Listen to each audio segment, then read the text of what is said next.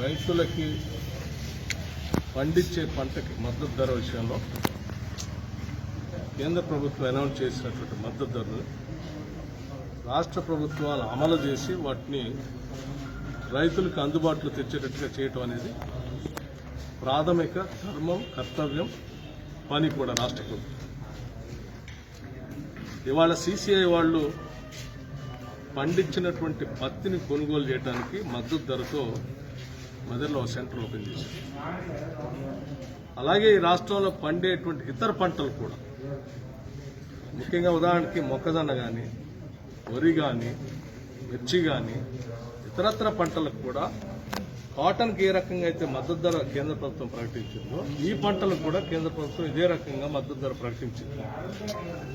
CCI వాళ్ళు ఏ రకంగా అయితే మద్దతు ధర ఇచ్చి కొంటా ఉన్నారో రాష్ట్ర ప్రభుత్వం కూడా మొక్కజొన్న కానీ, వరి కానీ, మిగతా వాటికి కూడా ఇదే స్థాయిలో మద్దతు ధర అందుబాటులో తీసుకొచ్చి కొనిపించాల్సిన ప్రాథమిక బాధ్యత రాష్ట్ర ప్రభుత్వం.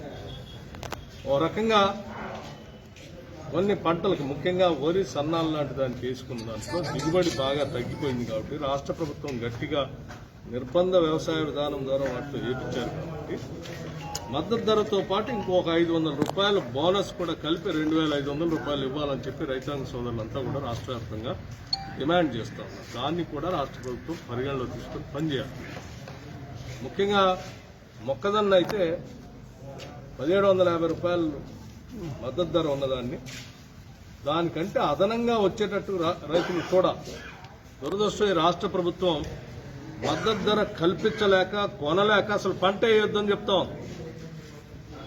కేంద్ర ప్రభుత్వం ప్రకటించిన మద్దతు ధర కూడా అందుబాటులో తీసుకొని రాలేనటువంటి దౌర్భాగ్య పరిస్థితుల్లో రాష్ట్ర ప్రభుత్వం ఉండి ఇవాళ రైతులందరినీ తరతరాలుగా వేసుకుంటున్నటువంటి పంటల్ని ఇవాళ వేసుకోవద్దు, మీరు మేము కొనలేము, మద్దతు ధర ఇవ్వలేము అని చెప్తా ఉన్నారు. అసలు మద్దతు ధర ఇవ్వలేము అని చెప్పేటువంటి మీరు ఈ పాలనకే అర్హత లేనటువంటి వాళ్ళు. నా దృష్టి పాలకులుగా ఒక ప్రభుత్వం, రాష్ట్ర ప్రభుత్వం మద్దతు ధరను అమలు చేయకపోతే నువ్వు రాష్ట్రాన్ని పరిపాలించడానికి అర్హత కూడా కోల్పోయినట్టే. ఆ అర్హత కోల్పోయేటువంటి వ్యక్తి నువ్వు ఇవాళ ఊరూరు కాంతాం చేపిస్తూ, ఆటోలు తిప్పుతూ నువ్వు మొక్కజొన్న వేయొద్దు, లేకపోతే మేము చెప్పిన పంటలే వేయాలి, నీకు మద్దతు ధర అంటే ఈ దేశంలో అనాదిగా ఆయా గ్రామాలు, అక్కడ ఉన్నటువంటి మట్టి, అక్కడ ఉన్నటువంటి వనరులు అనుకూలంగా ఆ పంటలు వేసుకునేటువంటి విధానం ఉంది. ఇవాళ నువ్వు సడన్ గా వచ్చి ఇవాళ ఆ పంట వేయద్దు, ఈ పంట వేయద్దు అని రైతుల మీద ఒత్తిడి చేసి నిర్బంధం చేస్తే నీకు ఓట్లేసింది పాలించడానికే తప్ప ఏ పంట వేయడానికో చెప్పడానికి కాదు, ఏ పంట వేయకూడదో చెప్పడానికి కూడా కాదు.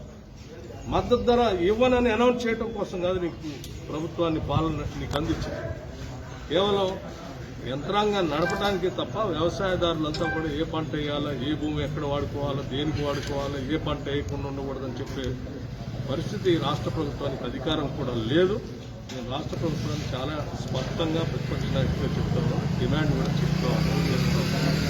దయచేసి ఇటువంటి తప్పుడు విధానాలతో రైతుల్ని ఇబ్బందులు పెట్టదు. ఇవాళ CCI ముందుకు వచ్చి మద్దతు ధర కొంటాం, నీకు సిగ్గు ఉండాలి కదా, నువ్వు కూడా కొనాలిగా వచ్చి.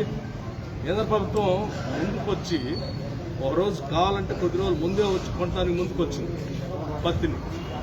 రాష్ట్ర ప్రభుత్వం కూడా అట్లే ముందుకు వచ్చి కొనాలి తప్ప చేతులు ఎత్తేసి నా వల్ల కాదని చెప్పడం చాలా దౌర్భాగ్యం. రాష్ట్ర ప్రజలందరూ కూడా ఒక్కసారి ఆలోచన చేయండి. మనం వేసినటువంటి పంటలకి మద్దతు ధర కూడా ఇవ్వలేనటువంటి ఈ ప్రభుత్వాలు మనకు అవసరం లేదు. ఏదో రైతు బంధు ఇచ్చేసాం ఇదంతా బతికేదంటే రైతు బంధు కాదు, ప్రజలు కోరుకునేది మద్దతు ధర.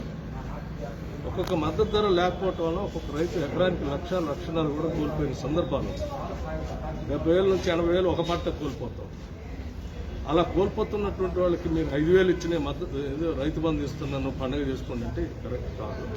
డెఫినెట్గా కాంగ్రెస్ పార్టీ పక్షాన మేము మద్దతు ధరని, కేంద్ర ప్రభుత్వాలు ప్రకటించినటువంటి మద్దతు ధరని దానికంటే అదనంగానే రైతుల దగ్గర కొనేటువంటి వ్యవస్థని రాష్ట్రంలో గత ప్రభుత్వాలు తీసుకొని వచ్చాయి. తరతరాలుగా అలా చేస్తూ వచ్చాయి, దశాబ్దాలుగా అలా అమలు చేశాయి.